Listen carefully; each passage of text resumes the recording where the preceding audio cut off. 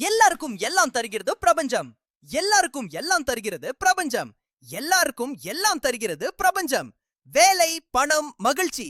நீங்கள் அறியாத 5 ஆச்சரியமான உண்மைகள். மகிழ்ச்சியான தொழிலுக்கான முடிவற்ற தேடல். நவீன காலத்தின் பொதுவான குழப்பம் இதுதான். அதிக சம்பளம் மற்றும் சிறந்த பதவி உயர்வுகளை தேடி ஓயாமல் ஓடுவது. மகிழ்ச்சியையும் நிறைவையும் கண்டடைவோம் என்ற நம்பிக்கையில் தொடங்கும் இந்த பயணம் பெரும்பாலும் மன அழுத்தத்திலும் சோர்விலுமே முடிகிறது.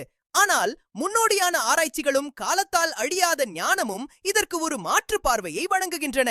நாம் நமது தொழில் வாழ்க்கையின் மீதான கட்டுப்பாட்டை எப்படி மீட்டெடுக்கலாம் என்பதை அவை காட்டுகின்றன. இந்த பதிவு 85 ஆண்டுகளாக தொடரும் ஹார்வர்ட் பல்கலைக்கழக ஆய்வு முதல் நவீன உளவியல் வரை உண்மையான தொழில் நிறைவுக்கு எது வழிவகுக்கிறது என்பது பற்றிய 5 ஆச்சரியமான மற்றும் தாக்கத்தை ஏற்படுத்தக்கூடிய உண்மைகளை வெளிக்கொணரப் போகிறது. 1. பணத்தின் பெரிய மாயை. மகிழ்ச்சிக்கு ஒரு விலை இல்லை என்பது ஏன் பெரும்பாலும் தவறானது?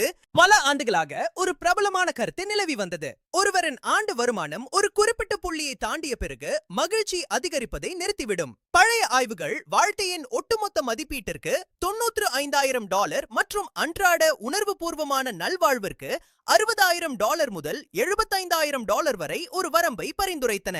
ஆனால் 2023 நோபல் பரிசு பெற்ற டேனியல் கானிமன் மற்றும் மேத்யூ கில்லிங்ஸ்வொர்த் ஆகியோரால் வெளியிடப்பட்ட ஒரு கூட்டு ஆய்வு இந்த கருத்தை முற்றிலுமாக மாற்றியமைத்தது. அவர்களின் ஆச்சரியமூட்டும் கண்டுபிடிப்புகள் இதோ. ஏற்கனவே மிகவும் மகிழ்ச்சியற்ற நிலையில் இருப்பவர்களுக்கு ஆண்டுக்கு $1,00,000 வருமானத்திற்கு மேல் மகிழ்ச்சி அதிகரிக்கவில்லை என்பது உண்மைதான். ஆனால் பெரும்பாலான மக்களுக்கு வருமானம் அதிகரிக்கும் போது மகிழ்ச்சியும் நல்வாழ்வும் தொடர்ந்து உயர்ந்து கொண்டே செல்கிறது. அது $1,00,000 தாண்டியும் தொடர்கிறது. மிகவும் ஆச்சரியமான உண்மை. ஏற்கனவே மிகவும் மகிழ்ச்சியாக இருப்பவர்களுக்கு $1,00,000 தாண்டிய வருமானம் அவர்களின் மகிழ்ச்சியை இன்னும் வேகமாக அதிகரித்தது. இது பணம் மகிழ்ச்சியை வாங்காது என்ற எளிய மந்திரத்தை மறுபரிசீலனை செய்ய நம்மை தூண்டுகிறது. மாறாக உண்மையான நல்வாழ்வு வாழ்க்கையை உருவாக்க நமது நிதி ஆதாரங்களை எவ்வாறு பயன்படுத்தலாம் என்ற ஆழமான கேள்வியை நாம் கேட்க வேண்டும். 2. இது செல்வத்தை பற்றியதல்ல, கட்டுப்பாட்டை பற்றியது. அதிக வருமானம் ஏன் மகிழ்ச்சியை தருகிறது? கில்லிங்ஸ்வொர்த்தின் ஆராய்ச்சி ஒரு தெளிவான பதிலை தருகிறது.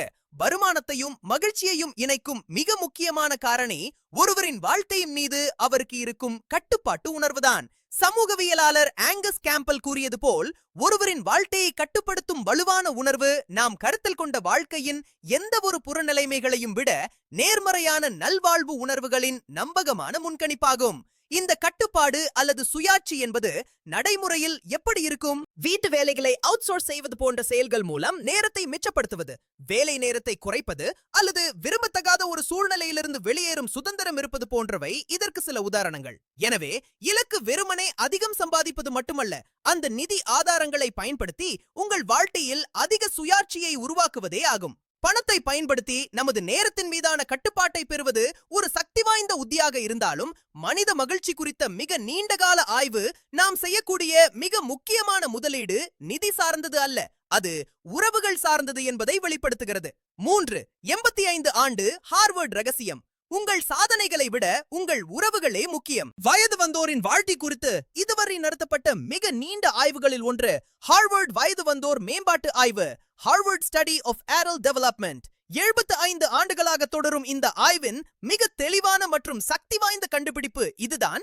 அதன் இயக்குனர் டாக்டர் ராபர்ட் வால்டிங்கர் கூறுகிறார், ஆச்சரியமான கண்டுபிடிப்பு என்னவென்றால், நமது உறவுகளும் அந்த உறவுகளில் நாம் எவ்வளவு மகிழ்ச்சியாக இருக்கிறோம் என்பதும் நமது ஆரோக்கியத்தில் சக்தி வாய்ந்த செல்வாக்கை கொண்டுள்ளது. நல்ல உறவுகள் நம்மை மகிழ்ச்சியாகவும் ஆரோக்கியமாகவும் வைத்திருக்கின்றன.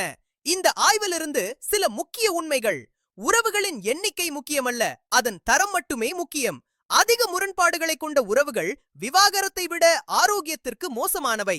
முதுமையில் வலுவான உறவுகள் இருப்பது உடல் ஆரோக்கியத்தையும் நினைவாற்றலையும் பாதுகாக்க உதவுகிறது. தனிப்பட்ட லட்சியம் மற்றும் தொழில்முறை சாதனைகளுக்கு முன்னுரிமை கொடுக்கும் பாரம்பரிய தொழில் ஆலோசனைகளுக்கு இது முற்றிலும் மாறுபட்ட ஒரு பார்வையை வழங்குகிறது. நம் உறவுகளை நாம் ஆக்கப்பூர்வமாக வளர்ப்பது போலவே நமது வேலையையும் நாம் முனைப்புடன் மாற்றி அமைக்கும் சக்தி நமக்குள்ளது. புதிய அர்த்தத்தை கண்டறிய எப்போதும் புதிய வேலையை தேட வேண்டியதில்லை. சில சமயங்களில் நம்மிடம் உள்ள வேலையை செதுக்கினால் போதும். புதிய வேலையை தேடாதீர்கள், உங்கள் தற்போதைய வேலையை செதுக்குங்கள். எப்போதும் ஒரு புதிய வேலையை தேடுவதற்கு பதிலாக வேலை செதுக்குதல், ஜாப் கிராஃப்டிங் என்ற ஒரு சக்தி வாய்ந்த மாற்று உள்ளது. இது ஊழியர்கள் தங்கள் வேலைகளை அதிக அர்த்தமுள்ளதாகவும் திருப்திகரமானதாகவும் மாற்றுவதற்காக தங்கள் பணிகளையும் உறவுகளையும் தங்களுக்கு ஏற்றவாறு மாற்றியமைக்கும் ஒரு செயல்முறையாகும். இது நமது வேலைகளின் மீது நமக்கு இருக்கும் கட்டுப்பாட்டை மீட்டெடுப்பதாகும். வேலை செதுக்குதலில் 3 முக்கிய வகைகள் உள்ளன. 1. பணி செதுக்குதல், டாஸ்க் கிராஃப்டிங், உங்கள் பொறுப்புகளை மாற்றுவது. 2. உறவுமுறை செதுக்குதல், ரிலேஷனல் கிராஃப்டிங், உங்கள் கலந்துரையாடல்களையும் உறவுகளையும் மாற்றுவது. 3. அறிவாற்றல் செதுக்குதல், காக்னிட்டிவ் கிராஃப்டிங், உங்கள் வேலையின் நோக்கம் குறித்த உங்கள் மனநிலையை மாற்றுவது. உதாரணமாக, மருத்துவமனை துப்புரவாளர்கள் சிலர் தங்கள் வேலையை வெறும் சுத்தம் செய்வது என்று பார்க்காமல் நோய்வாய்ப்பட்டவர்களுக்கு உதவுவதாக அறிவாற்றல் செதுக்குதல் பார்த்தபோது அதிக திருப்தி அடைந்தனர். புதிய வேலைக்கு மாறுவது சாத்தியமில்லாத போது இது அதிகாரத்தை மீண்டும் தனிநபரிடம் திருப்புகிறது. வேலை செதுக்குதல் மூலம் டேனியல் பிங்க் குறிப்பிடும் உந்துதலின் 3 முக்கிய கூறுகளான சுயாட்சி, ஆட்டோனமி, தேர்ச்சி, மாஸ்டரி மற்றும் நோக்கம், பர்பஸ் ஆகியவற்றை மேம்படுத்த முடியும். 5. தீவிர ஆர்வத்திற்கு அப்பால் உங்கள் இகிகாய் அல்லது வாழ்வதற்கான காரணத்தை கண்டறியுங்கள். உங்கள் ஆர்வத்தை பின்பற்றுங்கள் என்ற மேற்கத்திய கருத்தாக்கத்தை விட ஆழமான ஒரு தத்துவத்தை ஜப்பானிய கலாச்சாரம் வழங்குகிறது. அதுவே இகிகாய். இதன் பொருள் வாழ்வதற்கான ஒரு காரணம் அல்லது வாழ்க்கையின் நோக்கம். இகிகாய் என்பது ஒரு பரந்த கண்ணோட்டம். இது நல்வாழ்வையும் மற்றவர்களுக்கு பயனுள்ளதாக இருக்கும் உணர்வையும் உள்ளடக்கியது. இது உளவியலாளர் மிகாலி சிக்சென்ட்மிகாலியால் விவரிக்கப்பட்ட ஃப்ளோ என்ற மனநிலையுடன் நெருங்கிய தொடர்புடையது. ஃப்ளோ என்பது ஒரு செயலில் நீங்கள் மிகவும் மூழ்கி விடும்போது நேரம் மறைந்து போவது போன்ற ஒரு உணர்வு. ஆச்சரியமான உண்மை என்னவென்றால், இந்த ஃப்ளோ நிலையையும் நோக்கத்தையும் பெரிய திட்டங்களில் மட்டுமல்ல, அன்றாடத்தின் சிறிய சலிப்பான பணிகளை கூட கவனத்துடனும் அக்கறையுடனும் செய்வதன் மூலம் கண்டறிய முடியும். ஜப்பானியர்கள் இதை சாண்டோ என்று அழைக்கிறார்கள், அதாவது விஷயங்களை சரியாக செய்வது. ஒவ்வொரு சிறிய செயலையும் கவனத்துடன் செய்வதன் மூலம் நம் அன்றாட வாழ்வில் நோக்கத்தையும் கட்டுப்பாட்டையும் நாம் உருவாக்க முடியும். ஒவ்வொரு உண்மையிலிருந்தும் ஒரு மகிழ்ச்சியான பணி வாழ்க்கையை உருவாக்குதல்.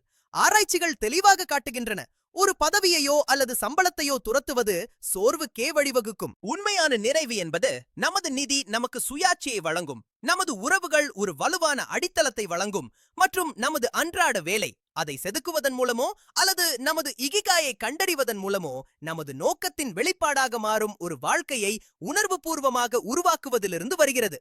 பொதுவான அம்சம் நாம் என்ன சாதிக்கிறோம் என்பதல்ல, மாறாக நாம் வளர்த்து கொள்ளும் கட்டுப்பாடும் அர்த்தமும் தான். உங்கள் பதவிக்கு அல்ல, மாறாக உங்கள் சுயாட்சி, உங்கள் உறவுகள் அல்லது உங்கள் நோக்க உணர்விற்கு இன்னும் நிறைவான ஒரு பணி வாழ்க்கையை உருவாக்க நீங்கள் செய்யக்கூடிய ஒரு சிறிய மாற்றம் என்ன?